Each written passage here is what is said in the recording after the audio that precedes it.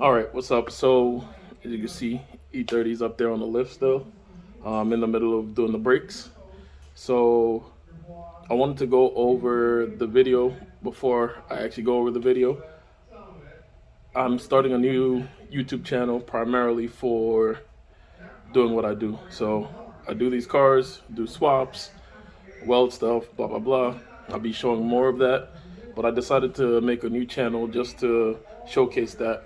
I probably might still use my previous channels as like maybe something like a podcast or just like one of those like vlogs.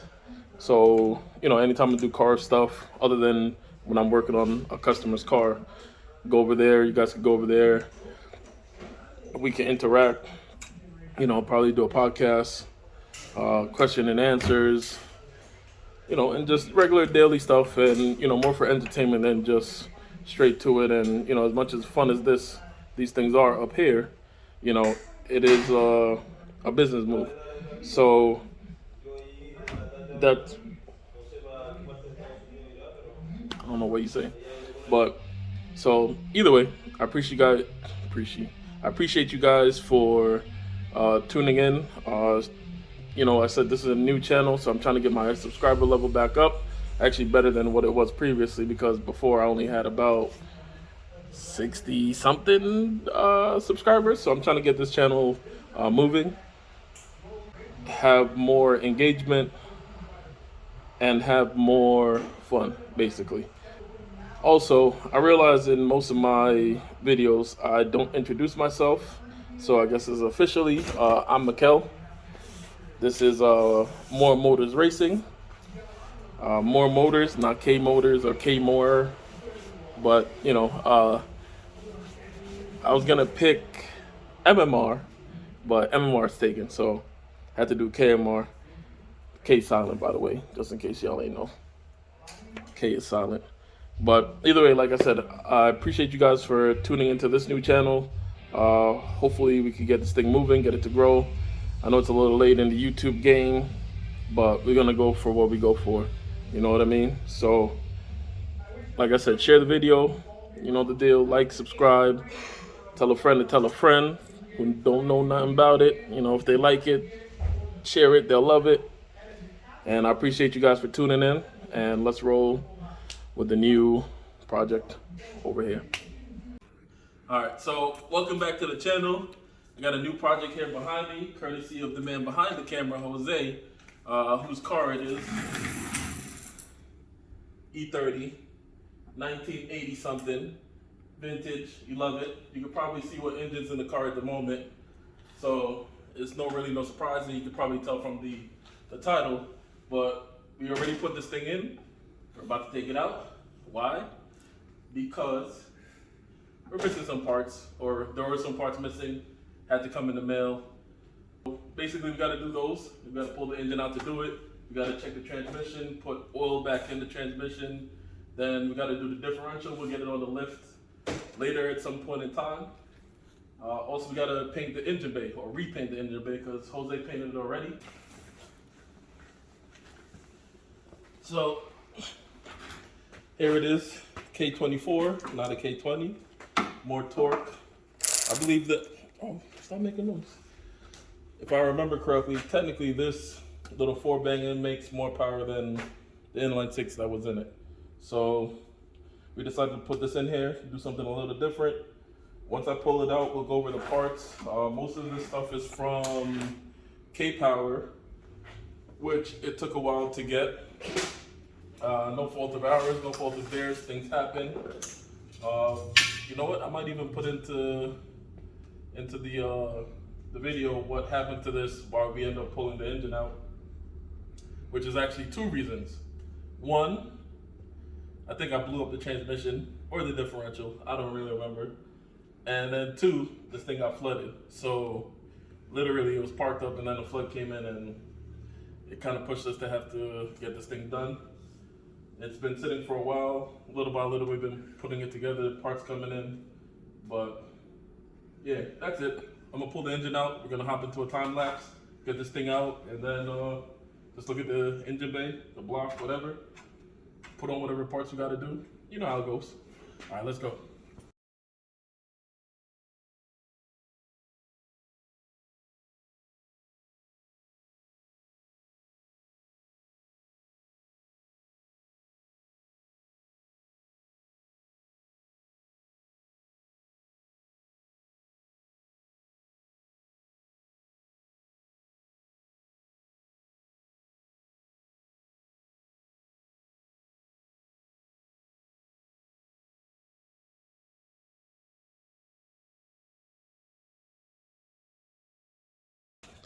All right, so we got the K24 out.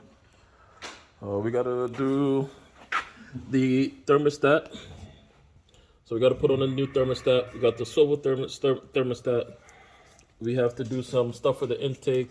This is the IAC. I don't remember what this port is for over here. But then also we have to make a line for the brake booster. We also have to pull that thing out. But for the most part, it's ready to go. So we just got to fill this thing up with fluid. This is a transmission. This is out of what? Oh, the 330 BMW. It is a 6-speed transmission, which is the best one. Right, Jose? We go with everything. That's right. So you probably noticed the turbo.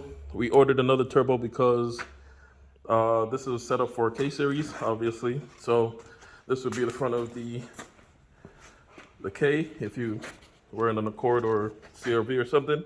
So the manifold is meant for a proper K-series vehicle, Honda vehicle, whatever. But yeah, so this thing's not working out. We ordered another turbo that's actually going to flip this thing 180. So the compressor side is going to be over here where it'll look better. It should belong. We're going to have to do something about the wastegate. I don't know what yet, but once the turbo comes in, you know, we'll figure out the piping for that. But yeah, so this is everything from the K-Power. It came with the neck, all the parts. You can go on their website and check them out. So yeah, that's the power plant right there. Came with the oil pan. Well, the kit came with the oil pan. All right, let's take a look at the engine bay so far. I mocked up a breather. We ordered this breather off of eBay. Mocked up the plate for the bracket, got the bolts and everything in there. So yeah, you know, E30 engine bay. It was recently painted, but because we pulled off some of the dampening or sound dampening that went here for like the transmission tunnel and all that, and anything over here, we got a lot of rust back here. So we're gonna end up pulling all this stuff and then getting it resprayed. We got to pull off the brake booster over there because where this port is for the line for the brake booster, it actually sits right underneath the intake like so, and it actually hits it. So what I'm deciding to do, or what I've decided to do, is actually take the brake booster off, flip it 180. The fittings and everything should still line up on the inside or the brackets and pins. So flip it 180, put this probably technically over here somewhere, and the master itself, it wouldn't really matter because this is staying in the same spot essentially. The bolts obviously are just flipping 180, so it doesn't make a difference. Anything else, Jose? Oh yeah, also we had to move these mounts. We got to make, let's see if I can get it.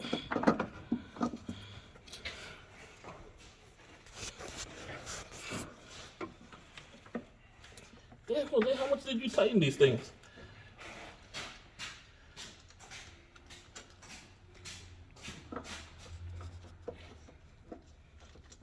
You see me now? Yeah, I see you. You're not a fucking ghost. All right, so you see the mount? It's got a bolt with an alignment key. It's actually hitting, even with the mounts, not even fully tightened. It's actually rubbing right here against the rack, whatever this little cover is for.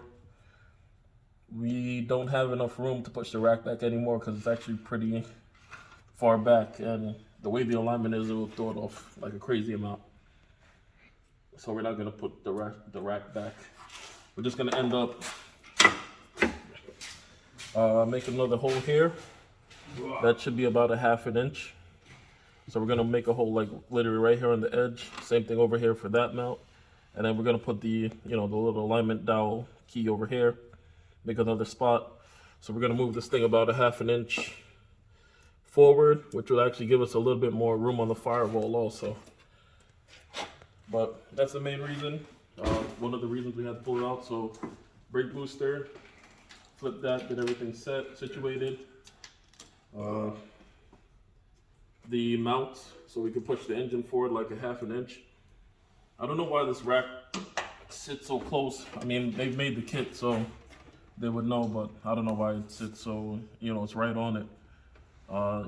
Little vibrations and stuff will eventually wear through the oil pan, and then you have no oil pressure, and everybody knows what happens when you got no oil pressure. Power steering, we figured out we're gonna have to use a power steering relocation kit.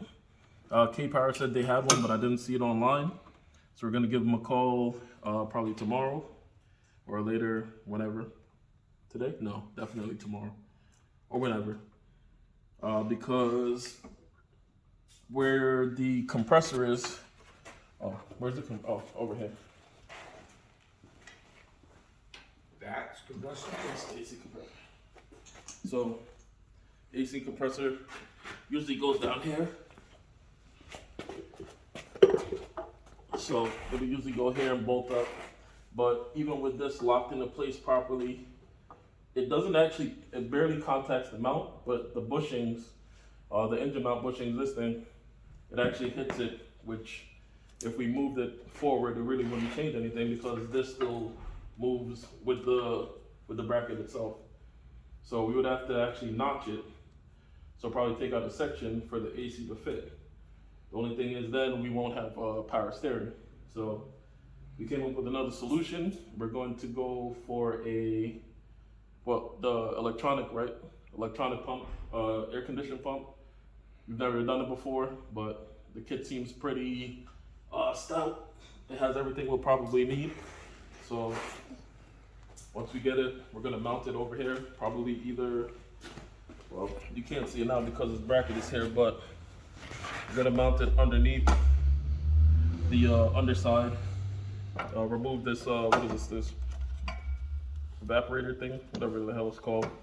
So we're gonna move this, put the stock, which one is that called? The electronic one here, and probably mount, we'll figure out where to mount the compressor. What about right in the corner? I was thinking that, but I was thinking, we don't know the actual size. You know what I mean? So we don't know the actual size of that compressor, but this is not a bad spot. The exhaust should be about here, and then it should run pretty tightly, either down this way and through, or whatever. We'll figure it out once we get the turbo. But yeah, so that's what we're gonna do about the AC. Maybe compressor here, maybe the dryer receiver or whatever this thing is down here, keep it in the same spot because it's meant for it. We have the breather over here again because we had it here, and with the turbo, the routing of the lines is not gonna work properly or in our favor. We don't want to burn the car down. What else we gotta do, Jose, if you remember? Nothing? Repaint it? No, we have to figure out the intercooler and Yeah, the intercooler, we're gonna have to, the intercooler and the radiator, and also the condenser. We gotta figure it out over here. We actually have a lot of real estate, you probably seen earlier, so there's a lot of room.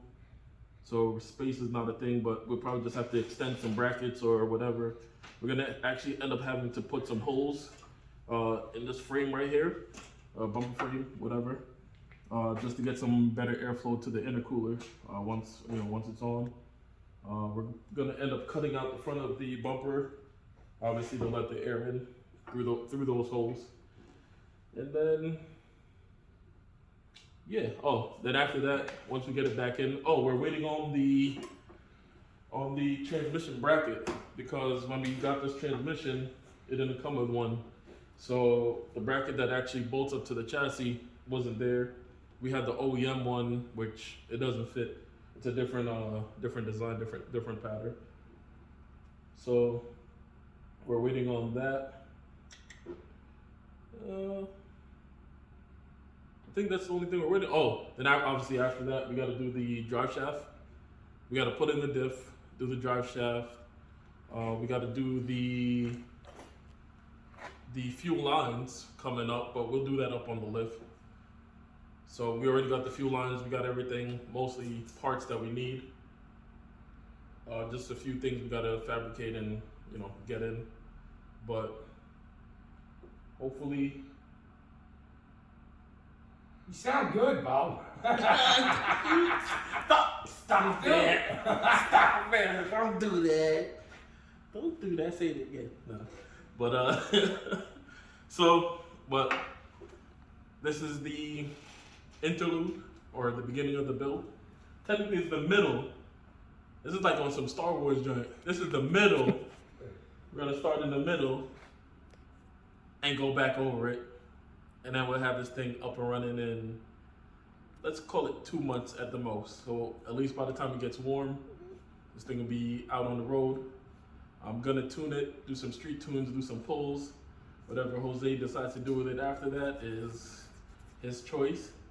We might see it on the street, you know, out in the streets doing whatever it does. We got the line lock.